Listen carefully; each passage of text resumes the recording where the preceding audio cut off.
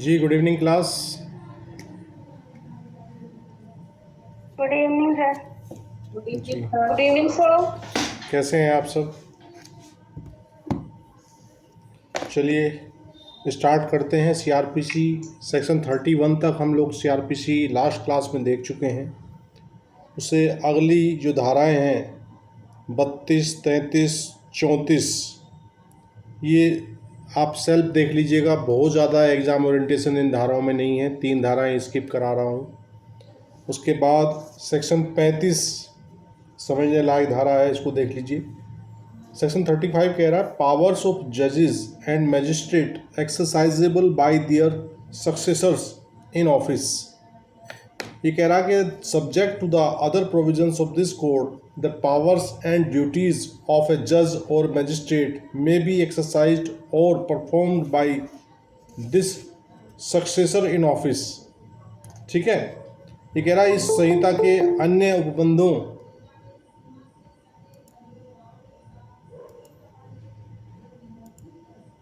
जी ये कह रहा है कि इस संहिता के अन्य उपबंधों के अधीन रहते हुए किसी न्यायाधीश या मजिस्ट्रेट की शक्तियों और कर्तव्यों का प्रयोग या पालन उसके पद उत्तरवर्ती द्वारा किया जा सकता है। एक्चुअली इंग्लिश वर्जन में कुछ मुझे लग रहा है कि स्पेलिंग मिस्टेक है। यहाँ मेरे वाले ब्रैकेट में दिस छपा हुआ है, जबकि ये हिज होना चाहिए। आप भी देख लीजिए कहीं आप वाले में कहीं प्रॉब्लम तो नहीं है। इंग्लिश वर्जन देख के बताइए मुझे। परफॉर्म्ड बाई, उसके बाद क्या शब्द है आपके ब्रैकेट में? हिज है। हाँ, और वो मेरे वाले में ना दिस, वो टी गलती से लग गया होगा, तो हिज सक्स। हाँ, तो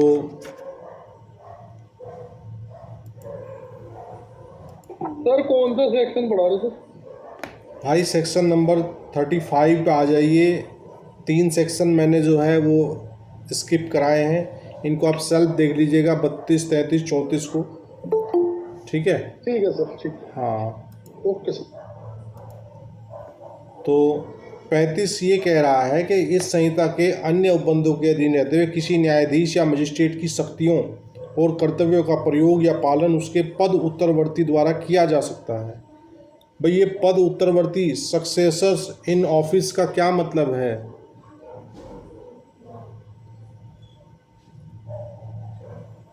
पद उत्तरवर्ती सक्सेसर्स इन ऑफिस, कल्पना चौहान आप बताइए।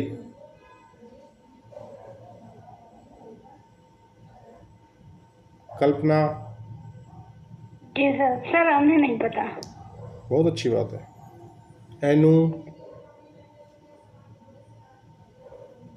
पता नहीं सर।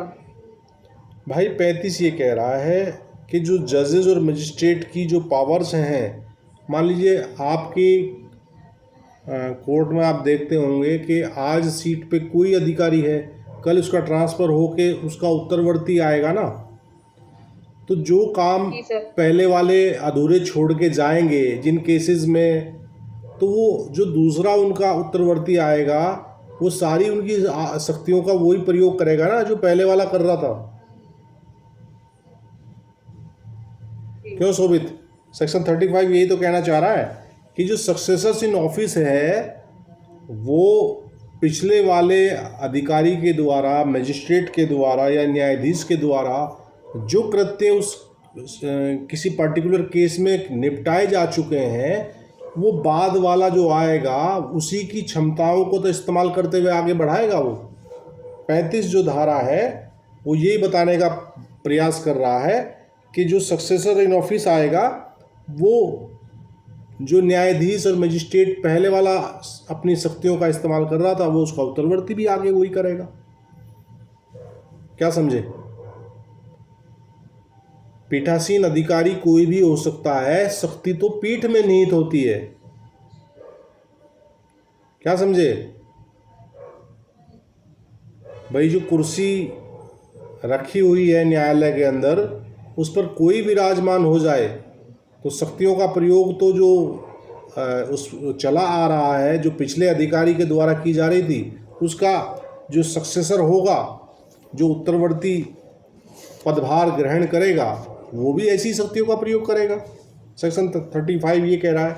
इसका सेकंड कह रहा है कि when there is any doubt as to who is the successor in office of any additional और असिस्टेंट सेशन जज, द सेशन जज shall determine by order in writing the judge who shall for the purpose of this code or of any proceeding or order thereunder be deemed to be successor in office of such additional or assistant session judge।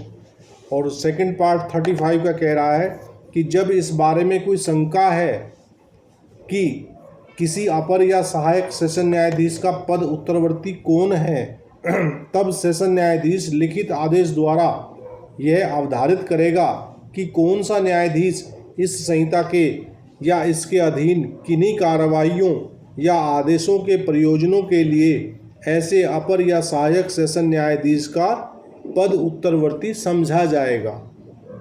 अगर कहीं कोई doubt है किसी किस्म का तो 35 के 2 में सत्र न्यायाधीश ये तय करेंगे कि कौन अपर या कौन सहायक सत्र न्यायाधीश किसका उत्तरवर्ती है। Is that clear? जी सर। क्लियर है सर।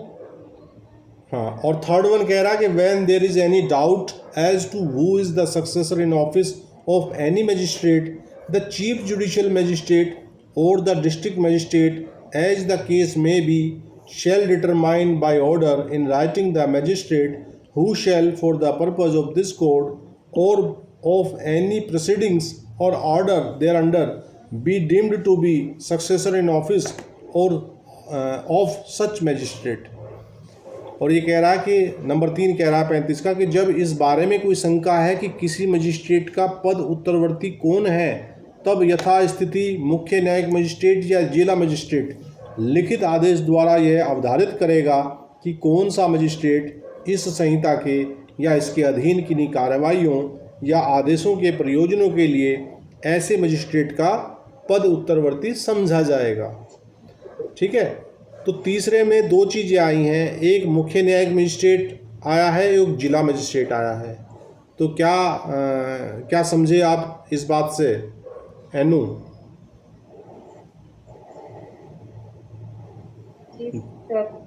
जी, मुख्य न्यायिक मजिस्ट्रेट या जिला मजिस्ट्रेट आया है ना, लिखित आदेश द्वारा यह अवधारित करेगा।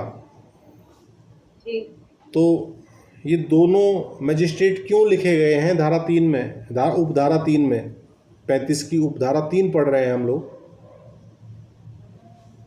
सर यहाँ इक्वल पावर है एग्जीक्यूटिव मैजिस्ट्रेट सिस्टम को भी और इसको जुडिशियल उसमें भी, ये इक्वल पावर दे दिए दोनों। नहीं, इक्वल पावर देगा तो झगड़ा हो जाएगा। आप इसे ऐसे समझें कि जो कार्यकारी मजिस्ट्रेट है उनके लिए तो जिला मजिस्ट्रेट तय करेंगे और जो न्यायिक मजिस्ट्रेट हैं उनके लिए सीजीएम तय करेंगे। Okay sir. ठीक है ना, क्योंकि जिला मजिस्ट्रेट का कोई कंट्रोल जो है वो न्यायिक मजिस्ट्रेट पे नहीं होता। ठीक है, और उसी प्रकार सीजीएम का कोई डायरेक्ट कंट्रोल जो है जो हमारे एग्जीक्यूटिव मजिस्ट्रेट हैं उन पे नहीं होता। तो धारा 3 ने दोनों मजिस्ट्रेट के विषय में बता दिया कि भाई जो सीजीएम महोदय हैं वो तो तय करेंगे न्यायिक मजिस्ट्रेट्स के विषय में। यदि कोई डाउट किसी किस्म का कहीं क्रिएट होता है तो इसका मतलब ये है कि अथॉरिटी किसे है, सीजीएम को, न्यायिक मजिस्ट्रेट के संदर्भ में। और अगर जो हमारे कार्यकारी मजिस्ट्रेट हैं जिन्हें हम एग्जीक्यूटिव मजिस्ट्रेट भी कहते हैं, उनके संबंध में कोई शंका आती है तो उसके लिए जिला मजिस्ट्रेट निर्धारित करेंगे कि भाई ये अधिकारी है इस ऑफिस का। ठीक है, ये उत्तरवर्ती जो अधिकारी एसडीएम, सपोज कीजिए एसडीएम बेहट का उत्तरवर्ती अधिकारी कौन होगा, तो ये जिला मजिस्ट्रेट तय करेंगे। ठीक है सर, ये तब करेंगे जब वो नहीं होंगे या फिर अगर उनके मतलब उनकी पावर मतलब किस तरीके से उनको दी जाएगी? देखिए, पावर्स तो ये है कि कोई अधिकारी जाता है तो उसके स्थान पे कोई अधिकारी आता है ना। जी। और जब कोर्ट वैकेंट रहती है या कोई मजिस्ट्रेट ऑफिस वैकेंट रहता है तो किसी न किसी को उसका चार्ज दिया जाता है, वो एक दीगर मैटर है।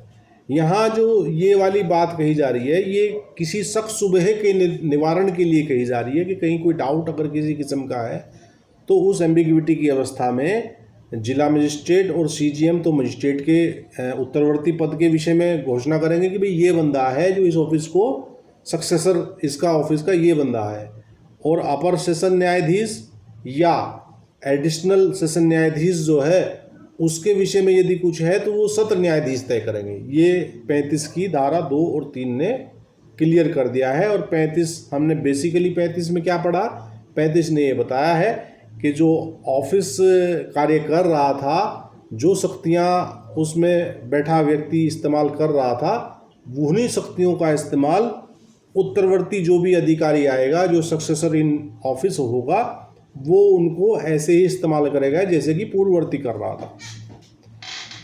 आपका अध्याय 3 समाप्त होता है इस धारा के साथ सीआरपीसी का, और अध्याय 4 जो है वो बड़ा इम्पोर्टेंट है भाई।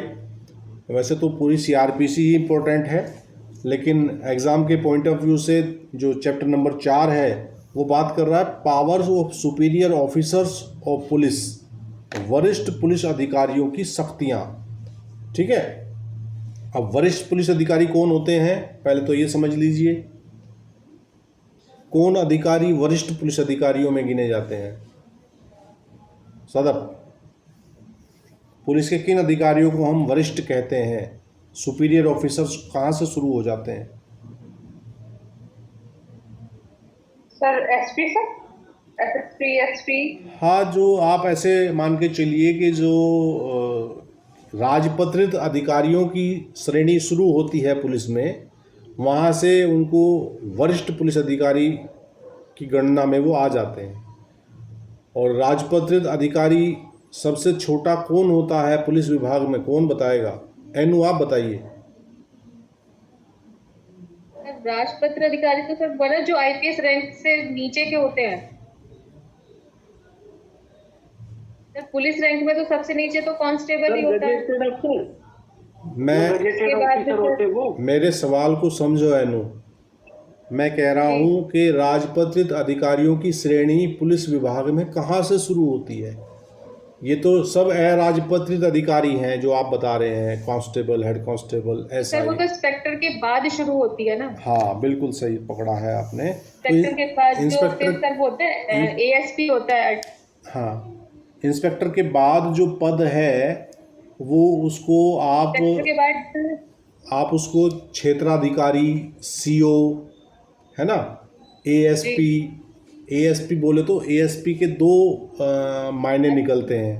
एक तो असिस्टेंट सुपरिटेंडेंट ऑफ पुलिस मायने निकलता है और एक एडिशनल सुपरिटेंडेंट। तो दोनों को ही शॉर्ट फॉर्म में एएसपी पुकारा जाता है।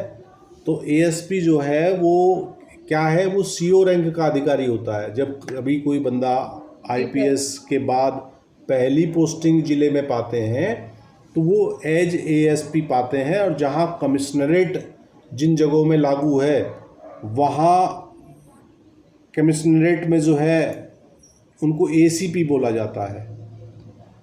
ठीक है, क्लियर है? तो ये उन अधिकारियों के विषय में बात कर रहा है, वरिष्ठ पुलिस अधिकारियों की क्या शक्तियां हैं।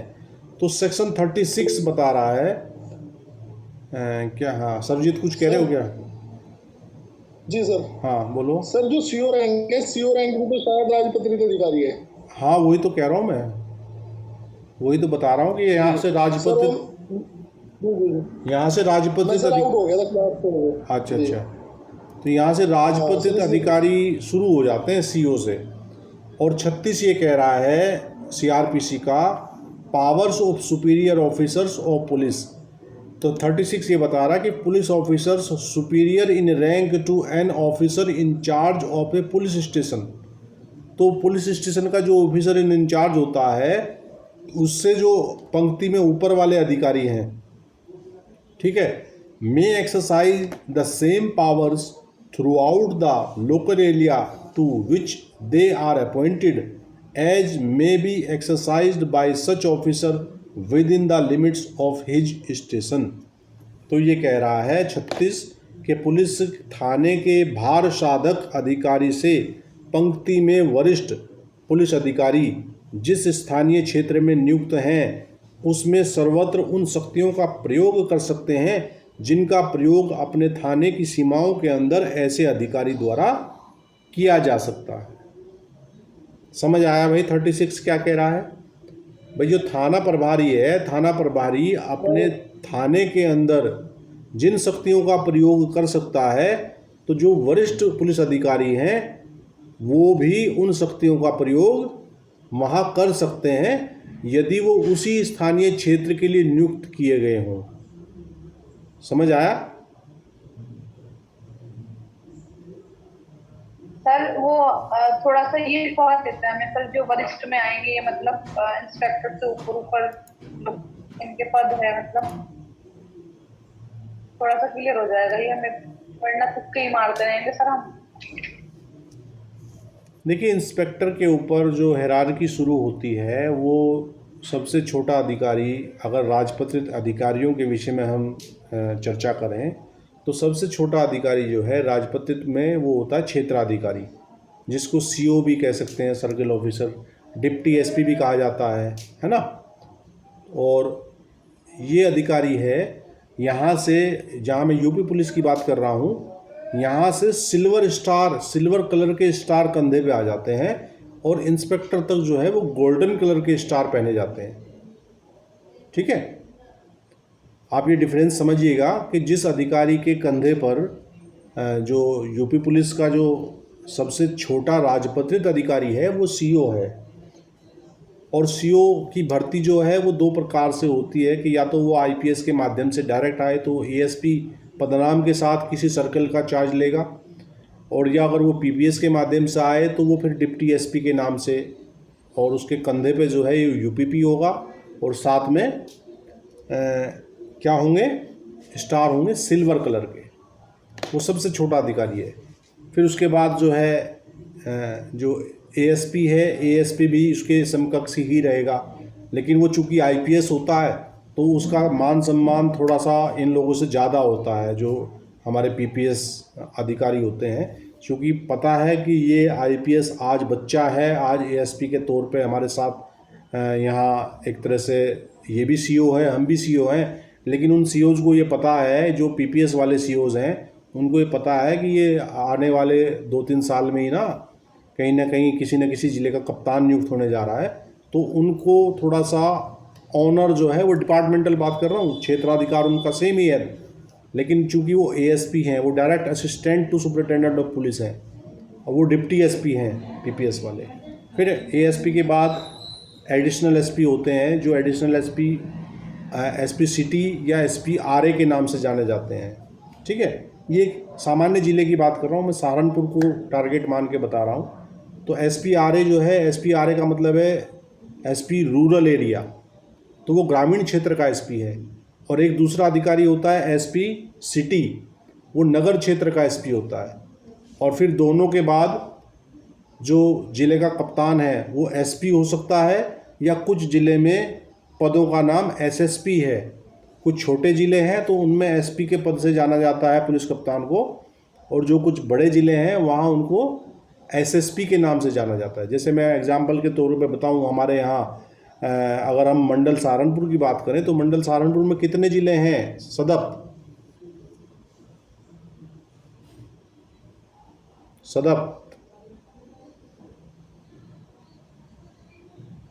सर हमारे यहाँ पर हमारा मंडल 75 मैं पहले सवाल समझो, मैं पूछ रहा हूँ सहारनपुर मंडल में कितने ज़िले हैं, यूपी में नहीं पूछ रहा हूँ। सर ये तो नहीं ध्यान आ रहे, फिलहाल तो माइंड से निकल रहे, लेकिन सर पता था कितने हैं। सरजीत शर्मा जी आप बताइए। ध्यान नहीं आ, कोई बात नहीं हो जाता है। सरजीत शर्मा सर क्या पूछा मैं? सहारनपुर मंडल में कितने जनपद हैं? सर सहारनपुर मंडल में सर 3 जनपद है सर, शामली, मुजफ्फरनगर। हाँ, और सहारनपुर। बहुत बढ़िया, ये सदब नोट कर लीजिए, 3 जनपदों से मिलके बना हुआ है हमारा मंडल सहारनपुर। ठीक है, तो इन 3 जिलों के 2 जिलों के कप्तान, सहारनपुर के कप्तान और मुजफ्फरनगर के कप्तान को तो एसएसपी बोला जाता है, और शामली थोड़ा छोटा ज़िला है तो वहाँ के जो कप्तान साहब हैं उनको एसपी बोला जाता है, वो सुपरिटेंडेंट ऑफ पुलिस है और ये सीनियर सुपरिटेंडेंट ऑफ पुलिस है। ठीक है, is that okay? Yes sir. तो ये जिले के मैंने राजपत्रित अधिकारी आपको बता दिए, बाकी स्टेट लेवल के अधिकारियों के लिए मैं फिर अगली किसी क्लास में चर्चा करूँगा। आप जिले तक समझ लीजिए, ज़्यादा फिर ओवरलोड हो जाएगा, आप भूल जाएंगे। ठीक है, 36 क्लियर है भाई? 36 में बताया कि जो सुपीरियर ऑफिसर है वो थाने के भार साधक अधिकारी से ऊपर वाली पंक्ति के जितने अधिकारी हैं वो उस थाना क्षेत्र में उन सभी शक्तियों का प्रयोग कर सकते हैं जो कि थाना प्रभारी अपने यहाँ कर सकता है। ठीक है, इज दैट ओके? अब 37 वेरी वेरी इंपॉर्टेंट, टिक कर लीजिए इसको। ये कहता है कि public when to assist magistrate and police. जनता कब मजिस्ट्रेट और पुलिस की सहायता करेगी? जनता कब मजिस्ट्रेट और पुलिस की सहायता करेगी, ये धारा 37 सीआरपीसी में बताया गया है। और धारा 37 सीआरपीसी बता रही है कि every person is bound to assist a magistrate और police officer reasonably demanding his aid. उसने कहा कि प्रत्येक व्यक्ति ऐसे मजिस्ट्रेट या पुलिस अधिकारी की सहायता करने के लिए आबद्ध है जो निम्नलिखित कार्यों में उसकी सहायता उचित रूप से मांगता है। ठीक है, तो देखिए यहाँ जो शब्द आया है वो पर्सन आया है, व्यक्ति आया है। तो ये जो धारा है ये अगर कोई विदेशी व्यक्ति भी भारत में है तो 37 उसे भी बाउंड करता है। अगर यहाँ सिटीजन ऑफ इंडिया आता तो केवल भारत के नागरिक के लिए ये बात होती। यहाँ बताया गया कि एवरी पर्सन। ठीक है, तो किस बात के लिए? ABC 3 बात बताई गई हैं, देखते हैं क्या कह रहा है। इन द टेकिंग और preventing the escape of any other person whom such magistrate और police officer is authorised to arrest. ये कह रहा है कि किसी अन्य ऐसे व्यक्ति को जिसे ऐसा मजिस्ट्रेट या पुलिस अधिकारी गिरफ्तार करने के लिए प्राधिकृत है, पकड़ना या उसे उसका निकल भागने से रोकना। मान लीजिए पुलिस की पकड़ से कोई व्यक्ति भाग रहा है और पुलिस जो है किसी आम व्यक्ति से जो कि पुलिस नहीं है, सामान्य व्यक्ति है, उससे अगर वो डिमांड कर रहा है कि भाई इसे पकड़ने में हमारी सहायता करो, तो धारा 37 सीआरपीसी के अनुसार वैसा व्यक्ति पुलिस की सहायता करने के लिए या मजिस्ट्रेट की सहायता करने के लिए 37 के अकॉर्डिंगली आबद्ध है। और बी कह रहा है इन द प्रिवेंशन और suppression of a breach of the peace. और वो कह रहा है कि किसी प्रशांति भंग का निवारण या दमन करने में अगर सहायता मांगी जा रही है पुलिस के द्वारा या मजिस्ट्रेट के द्वारा, वैसी अवस्था में भी कोई व्यक्ति जो है वो धारा 37 के अनुसार पुलिस या मजिस्ट्रेट की सहायता करने के लिए आबद्ध है। Is that okay? और सी कह रहा है in the prevention of any injury attempted to be committed to any railway, canal, telegraph और पब्लिक प्रॉपर्टी। और ये कह रहा है कि 37 का सी या 37 का हिंदी में गा, ये कह रहा है कि किसी रेल, नहर, तार या लोक संपत्ति को क्षति पहुंचाने के प्रयत्न का निवारण। तो यदि कोई व्यक्ति ये चीज़ कर रहा है, रेल को नुकसान पहुंचा रहा है, नहर को नुकसान पहुंचा रहा है, तार को नुकसान पहुंचा रहा है, हालांकि तार ये टेलीग्राफिक अब अस्तित्व में नहीं है, ठीक है ना, या लोक प्रशांति को क्षति पहुंचाने का प्रयत्न करने का निवारण में अगर पुलिस या मजिस्ट्रेट किसी व्यक्ति की सहायता मांगता है तो धारा 37 के अनुसार वैसा व्यक्ति पुलिस की या मजिस्ट्रेट की सहायता करने के लिए according to 37 CrPC duty bound है। Is that clear? हाँ जी, 37 समझ आ गया भाई? जयबुनिशा? जी सर। जी सर। आगे बढ़ें।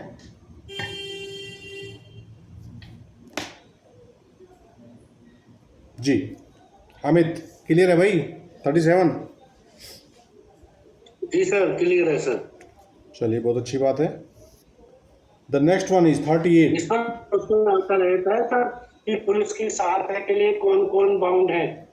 हाँ तो क्या? पूछ लेता है घुमा के कि कोई विदेशी या कौन व्यक्ति, तो इसमें सभी व्यक्ति हैं, कुछ सब, सिटीजन हाँ। नहीं है बल्कि सभी व्यक्ति। ऑल, कोई भी व्यक्ति अगर वहाँ उपस्थित है तो जो हमारा देश का नागरिक है या विदेश का नागरिक है तो उनसे सहायता मांगी जा सकती है। ठीक है। और 38 कह रहा है aid to person other than police officer executing warrant. 38 कह रहा है कि पुलिस अधिकारी से भिन्न ऐसे व्यक्ति को सहायता जो वारंट का निष्पादन कर रहा है। ठीक है ना। तो जो वारंट है, वारंट के निष्पादन के लिए मजिस्ट्रेट पुलिस को या किसी अन्य व्यक्ति को भी प्राधिकृत कर सकती है। ठीक है। तो ये 38 यही बता रहा है कि aid to person other than police officer. तो पुलिस ऑफिसर से अन्यथा कोई व्यक्ति यदि वारंट को एग्जीक्यूट कर रहा है, वारंट का निष्पादन कर रहा है, तो उसके लिए 38 व्यवस्था बता रही है। और ये कह रहा है when a warrant is directed to a person other than a police officer, any person may aid in the execution of such warrant if the person to whom the warrant is directed be near at hand and acting in the execution of the warrant। और 38 ये कह रहा है कि जब कोई warrant police अधिकारी से भिन्न किसी व्यक्ति को निर्दिष्ट है, तब कोई भी अन्य व्यक्ति उस वारंट के निष्पादन में सहायता कर सकता है यदि वह व्यक्ति जिसे वारंट निर्दिष्ट है पास में है और वारंट के निष्पादन में कार्य कर रहा है। 38 समझ आया सदब?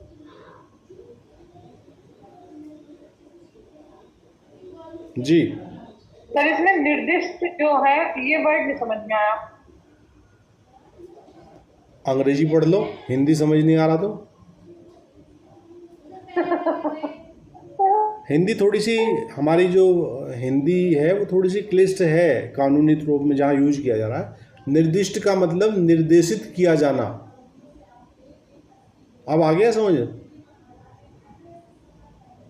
जी सर यही निकाल दीजिए सर इसमें स्टार्ट। हाँ भाई, किसी को निर्देश दिया गया हो। मैंने आपको कोई निर्देश दिया है तो निर्देश देने का मतलब है कि आप निर्दिष्ट किए गए हैं। ये एक्चुअली पैसिव फॉर्म है। एक्टिव और पैसिव आप समझते होंगे, अंग्रेजी जिन्होंने पढ़ी होगी, वैसे ये हिंदी में भी होता है पर अंग्रेजी में ज़्यादा अच्छे से एक्टिव पैसिव समझते हैं हम लोग वहाँ। तो ये जो है ये क्या है, निर्दिष्ट किया जाना जो है वो पैसिव फॉर्म है, निर्देश देना वो एक्टिव फॉर्म है। समझ आ गया इनू? जी सर। एक्टिव और पैसिव तो आप सर सब, यहाँ भी, हाँ बोलिए। सर यहाँ भी एनी पर्सन हो सकता है।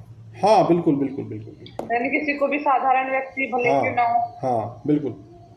और 39 कह रहा है कि public to give information of certain offences, कुछ अपराधों की इत्तला का जनता द्वारा दिया जाना। अब यहाँ 39 जो धारा है उसमें एक सूची दी हुई है कि भाई ऐसे ऐसे ये अपराध होंगे, तो इन अपराधों की सूचना देने के लिए आम जनता, वो 39 के अनुसार जो है उनको ये बताया गया कि आप ऐसी सूचना देंगे अगर ऐसे ऐसे अपराध होंगे कोई। देखते हैं 39 क्या कह रहा है। ये कह रहा है every person aware of the commission of और of the intention of any other person to commit any offense punishable under any of the following sections of the Indian Penal Code 45 of 1860 namely। ये कह रहा है कि प्रत्येक व्यक्ति जो भारतीय दंड संहिता 1860 का 45 की निम्नलिखित धाराओं के अधीन दंडनीय किसी अपराध के किए जाने से या किसी अन्य व्यक्ति द्वारा करने के आशय से अवगत है। देखिए, किया जाना एक चीज़ है और ये कह रहा है कि यदि आपको किसी का इंटेंशन भी पता लग गया है कि ऐसा करने वाला है, दोनों अवस्थाएं हैं, तो उचित प्रति हेतु के अभाव में जिसे साबित करने का भार इस प्रकार अवगत व्यक्ति पर होगा, ऐसे किए जाने या आशय की इतला तुरंत निकटतम मजिस्ट्रेट या पुलिस अधिकारी को देगा। समझ आ गया भाई 39 का जो क्लोज 1 है वो क्या कहना चाह रहा है। क्लोज 1 ये कह रहा है कि या तो अपराध हो गया हो तो सूचना देगा। दूसरी बात, इवन इंटेंशन का भी अगर भनक लग गई किसी को, भाई आपको पता लग गया कि भाई कुछ लोग ऐसा अपराध करने की प्लानिंग कर रहे हैं, उनके दिमाग में कुछ ऐसा चल रहा है, कोई बात आपको पता लग गई, तो 39 ने दोनों को कवर किया है। अपराध होने को तो किया ही किया है, अपराध के आशय की जानकारी अगर यदि है किसी व्यक्ति को तो 39 के अनुसार उसको भी ये निर्देश 39 दे रहा है कि आप ऐसे काम की, ऐसे कृत्य की सूचना, ऐसे अपराध की सूचना जो संभावित है, जिसका आशय आपको पता लग गया है, उसको आप निकटतम पुलिस अधिकारी या मजिस्ट्रेट को तत्काल अवगत कराएं। और ये कौन कौन से सेक्शंस हैं भाई, इन पे नज़र मार लेते हैं। अक्सर प्रीलिम्स में आपसे ये सेक्शन दे के कुछ पूछा जा सकता है, तो आपको विदित होना चाहिए। सेक्शन 121 टू 126 बोथ इंक्लूसिव, 121 से लेके और धारा 126 आईपीसी जो है वो, जिनमें 121 भी है और 126 भी है, ठीक है। And section 130 that is to say offence against the state specified in chapter number 6 of the said code. और ये कह रहा है कि धारा 121 से 126 दोनों सहित और धारा 130 अर्थात उक्त संहिता के अध्याय 6 में निर्दिष्ट राज्य के विरुद्ध यदि कोई अपराध किया गया है या कोई अपराध किए जाने का आशय की आपको जानकारी हो गई है, तो अकॉर्डिंग टू 39 आप जो प्रत्येक व्यक्ति है, वो जनता का जो प्रत्येक व्यक्ति है, वो वहाँ 39 के अकॉर्डिंगली सूचित उसको किया जाना चाहिए, सूचित करना चाहिए उसको, उचित प्रति हेतु के अभाव में। क्या समझे? यदि कोई, हाँ बताइए जी। सर इसमें जो ये दिया हुआ है कि जो इसमें बर्डन ऑफ प्रूफ है, ये तो उसी व्यक्ति के ऊपर डाल दिया सर इसमें इन्होंने, जो इत्तला देगा। अरे इसको पहले वही बताने जा रहा हूँ, इसको पहले समझ तो लो क्या कह रहा है। ये बर्डन ऑफ प्रूफ उस केस, उस अपराध का नहीं है। ये बर्डन ऑफ प्रूफ, ये बर्डन ऑफ प्रूफ उसका है। ये कह रहा है कि उचित प्रति हेतु के अभाव में, मान लीजिए आपके पास सूचना देने का कोई एक्सक्यूज़ है, सूचना ना देने का, कि सर मैं इस वजह से सूचना नहीं दे पाया, तो उसके अभाव में कह रहा है ये। अगर कोई प्रति हेतु आपके पास नहीं है और आप कह रहे कि सर मेरे पास कोई प्रति हेतु है, तो उस प्रति हेतु को साबित करने का भार उस व्यक्ति के ऊपर है जो सूचना नहीं दे रहा है। कल्पना समझ आया? 39 का जो क्लोज 1 है और जो सवाल सदप ने उठाया वो क्लियर हुआ। ये जो साबित करने का भार है, ये किस चीज़ का भार बताया है कल्पना?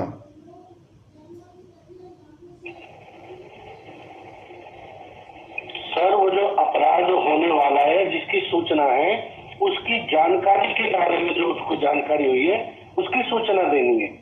अगर वो उसको देने के लिए उसके पास में कोई एक्सक्यूज है कि मैं इस वजह से नहीं दे पाया क्योंकि मेरे पास में उचित कोई साधन नहीं था, तो वो एक्सक्यूजेबल होगा। जो भी उसका एक्सक्यूज है, देखो इंग्लिश वर्जन पढ़ लो, इंग्लिश वर्जन और अच्छे से समझ में आता है। ये कह रहा कि every person aware of the commission of और of the intention of any other person to commit any offence punishable under any of the following section of the Indian penal code, ठीक है, 45 ऑफ 86 नेमली, ठीक है। अब English version में जो है ये बाद में लास्ट में देगा जाके, जो क्या चीज़ है, जो बर्डन ऑफ प्रूफ वाली बात है, हिंदी वर्जन में तो शुरू में ही आ गई और इंग्लिश वर्जन में लास्ट में चले जाइए आप, ये सारी धाराओं की सूची के बाद में।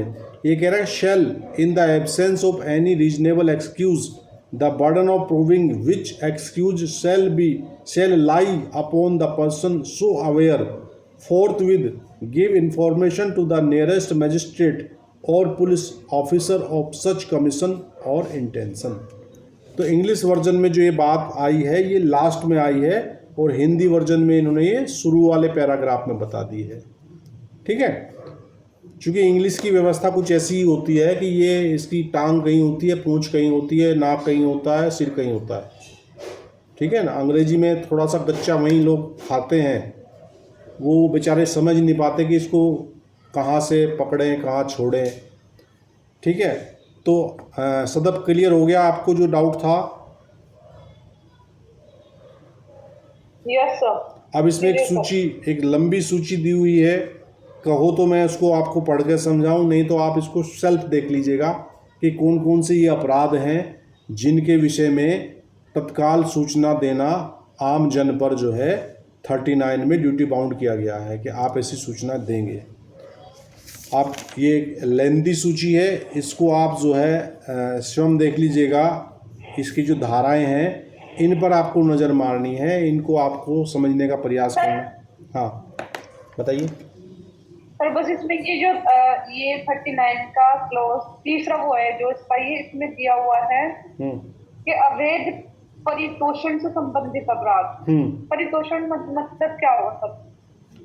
ये सेक्शन 161 टू 165 ए जो है बहुत इंक्लूसिव, दैट इज टू से 161 से लेके 165 ए आईपीसी में पढ़िए, वहाँ पता लगेगा क्या परितोषण है। ये वहाँ की धाराएं हैं सर। ये रिपील है आईपीसी में 161 से 165 तक। हाँ तो रिपील्ड है वहाँ, तो याद ही है ना जी। हाँ ये रिपील्ड है, इसका कोई मायने नहीं है, ये यहाँ से भी रिपील्ड होना चाहिए, लेकिन ये लिखा पड़ा है यहाँ 161 से लेके 165 ए तक तो धारा ही नहीं बची हुई है वहाँ, है ना। यस सर, है ही नहीं इसमें। हाँ तो इसको तीसरे को रिपील्ड समझे आप। अब ये कानूनविद क्या करते हैं गड़बड़ कि जब वहाँ से हटा दिया तो यहाँ से हटाने में क्या वजन पड़ रहा था भाई, ठीक है, लेकिन यहाँ लिखा पड़ा है। पाँचों में देख लो धारा 302, 303 और 304, ठीक है। अगर इस प्रकार के कोई अपराध हुए हैं तो उस अपराध की सूचना देने का दायित्व है कि आप इन्फॉर्मेशन दें कि भाई देखो यहाँ ऐसा ये अपराध हो गया है। आप देखते होंगे ना, मान लीजिए कहीं कोई डेड बॉडी मिलती है तो आम व्यक्ति फ़ोन करके सूचित कर देता है ना थाने को कि सर ऐसे ऐसे यहाँ एक डेड बॉडी पड़ी है। डेड बॉडी पड़ी है तो इसका मतलब वहाँ कोई मर्डर हुआ होगा निश्चित, जो भी अपराध हुआ होगा, मर्डर हुआ है या आपराधिक मानव वध हुआ है ना, या उसको 304 ए का मामला है, वो तो बाद की इन्वेस्टिगेशन में निकल के आएगी। अगर डेड बॉडी मिलती है तो नेचुरली पहला दिमाग में ख्याल यही आता है कि भाई ये मामला जो है हत्या हो गई इसकी किसी व्यक्ति की, ठीक है। सर इसका एक एग्जांपल नहीं था, वैसे जनरली बता रहे हैं कि शोले फिल्म में जो जेल के अंदर एक नाई रहता है, वो एक सूचना देता है कि जेल में सुरंग है तो साइड से रिलेटेड अगर किसी तरह की कोई अपराध है तो सब इसमें आते हैं।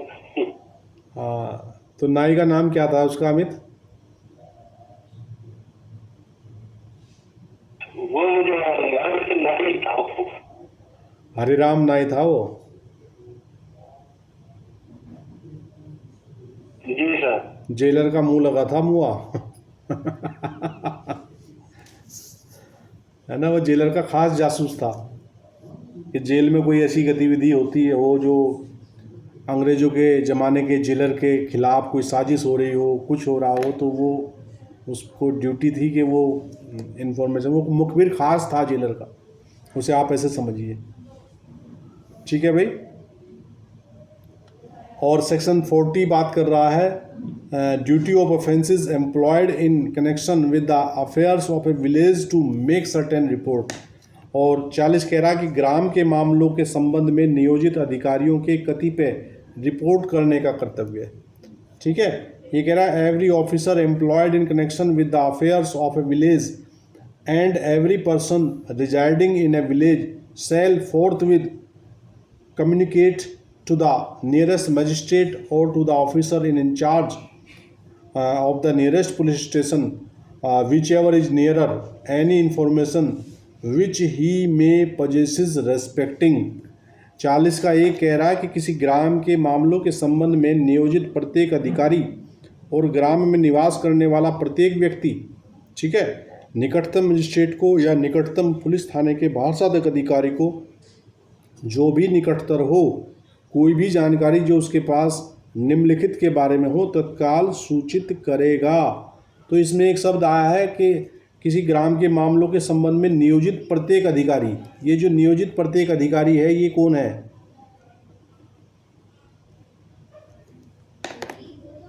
जी कौन है भाई ये? शोभित। चौकीदार सर। हाँ ये ग्राम सर चौकीदार। चौकीदार वगैरह हाँ ये ग्राम चौकीदार है भाई। ग्राम चौकीदार जो है किसके द्वारा नियुक्त किया जाता है? हेनु, ग्राम चौकीदार की नियुक्ति कौन करता है? गवर्नमेंट के द्वारा। डीएम के द्वारा सर। अब आपने तो ऐसा नाम बता दिया कि हाथी के पैर में सबका पैर है। गवर्नमेंट बता दो तो गवर्नमेंट में सब आ जाएंगे, लेकिन जो नियुक्त। नहीं, गवर्नमेंट नहीं बोला हमने सर, बोला था स्टेट गवर्नमेंट। अरे व्हाट्स और गवर्नमेंट कह लो या स्टेट गवर्नमेंट कह लो, है नहीं? नहीं सर, हाँ हाँ आपने बताया था डीएम के द्वारा, क्योंकि वो हमें लगता है कि वो पुलिस रैंक का कोई है, लेकिन उसकी वो स्टेट गवर्नमेंट नहीं करती, उसकी जो अपॉइंट है उसे डीएम करता है। हाँ तो ये ध्यान रखिएगा कि कई बार चूंकि वो पुलिस का एक सबसे छोटा अंग है, माइन्यूट सा अंग है, मुखबिर की तरह काम करता है। हाँ तो उसको हम क्या समझ लेते हैं कि जब तक हमें ज्ञात ना हो कि डीएम साहब नियुक्ति करते हैं तो हम पुलिस कप्तान टिक कर देते हैं वहाँ, लेकिन पुलिस कप्तान के द्वारा उसकी नियुक्ति नहीं की जाती, उसकी नियुक्ति जिला मजिस्ट्रेट के द्वारा की जाती है, ग्राम चौकीदार की। ठीक है, क्योंकि वैसे तो हमें देखने में ये लगता है कि पुलिस का जो सबसे बड़ा अधिकारी होता है वो ज़िले में पुलिस कप्तान होता है, लेकिन जब हम पुलिस एक्ट पढ़ेंगे तो पुलिस एक्ट में लिखा है कि डीएम जो है वो पुलिस प्रशासन का भी प्रधान है, मुखिया है। मतलब कि अल्टीमेटली एसएसपी को जो है वो डीएम साहब को रिपोर्ट करना है। डीएम जो है चूँकि वो ज़िले का अधिकारियों, समस्त अधिकारियों का भी अधिकारी है, जिलाधिकारी, समझे? तो डिस्ट्रिक्ट मजिस्ट्रेट जो है वो पुलिस प्रशासन का भी, जब हम पुलिस एक्ट पढ़ेंगे तो पुलिस एक्ट में लिखा हुआ है कि डीएम जो है वो वहाँ का भी उसको रिपोर्ट करना होता है पुलिस कप्तान को।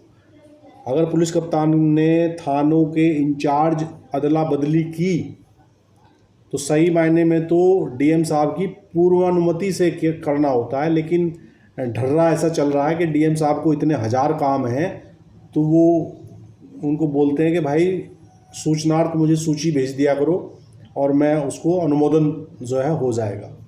चूँकि ये आपका क्षेत्र है, आपको देखना है कि किस अधिकारी से आपको कौन सा थाना चलवाना है ना।